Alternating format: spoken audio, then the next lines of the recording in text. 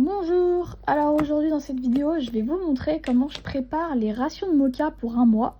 Donc Mocha c'est mon petit British Shorthair qui est nourri au cru, du coup c'est moi qui lui prépare sa nourriture.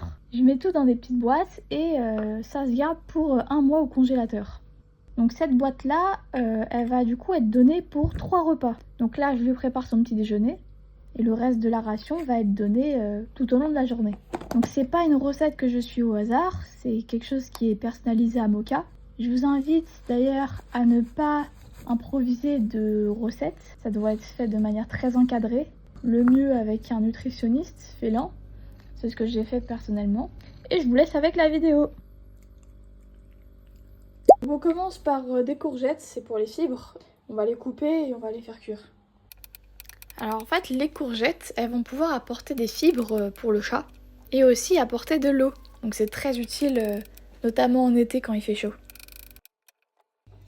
Donc là on va les laisser tranquilles et on revient tout à l'heure. Bon, bah là on va pouvoir les mixer.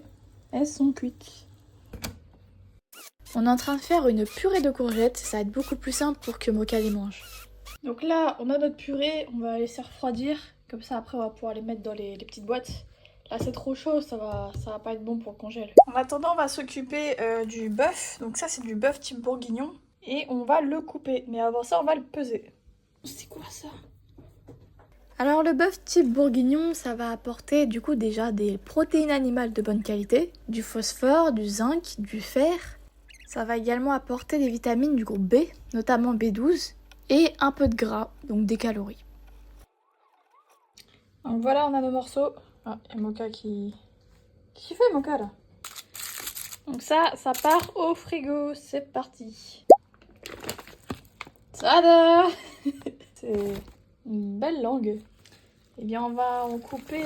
Oula, putain. Ah c'est un bon gros morceau quand même. Tu veux bouffer de la langue? Mocha, tu la laisses cette langue. Donc ça, c'est riche en taurine. Alors comme dit dans la vidéo, ça apporte effectivement beaucoup de taurine, mais aussi du coup des lipides, du fer, du zinc. D'ailleurs, il faut éviter de cuire la langue, sinon bah, la taurine, il n'y en a plus.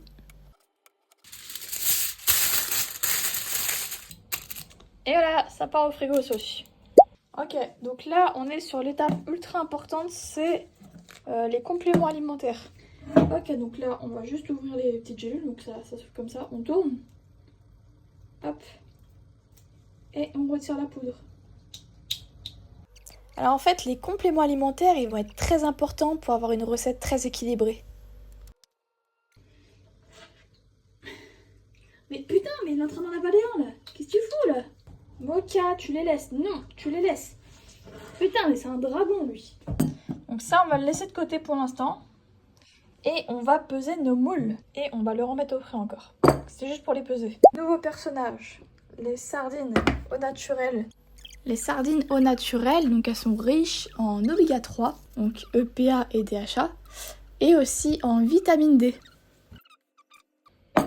On a nos petites sardines. Lui, il a goûté, il a approuvé, donc c'est des bonnes sardines. Alors voilà la bête.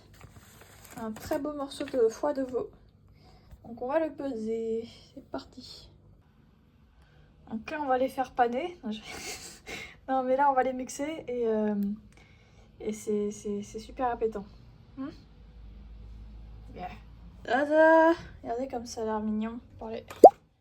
On arrive enfin au moment cool, on va proportionner notre ration. Alors ça c'est notre purée du début là, et on peut voir elle a bien refroidi.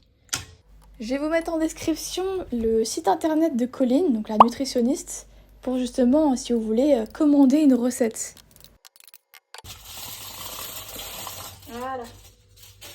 On va proportionner notre bœuf, c'est parti. Et voilà, ça c'est fait. Maintenant, c'est le tour de la langue.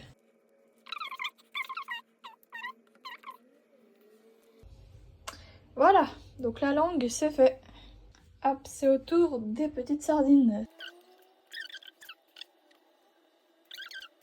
Ça c'est magnifique ça. Bon, il manque plus que le foie et on a fini. Pardon, j'avais oublié, il manque les petites moules. Donc on est parti pour les moules. Donc les moules, elles sont très utiles justement pour l'apport en manganèse. Et voilà, les moules, c'est fini. Maintenant on passe au foie.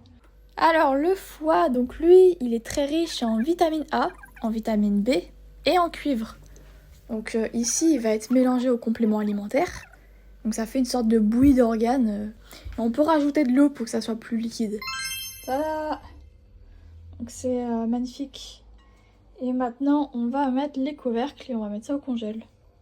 On a ici pour 1 mois de nourriture. Et donc la veille, on sort une boîte, on la met au frigo. Et après, ça fait 3 repas par jour.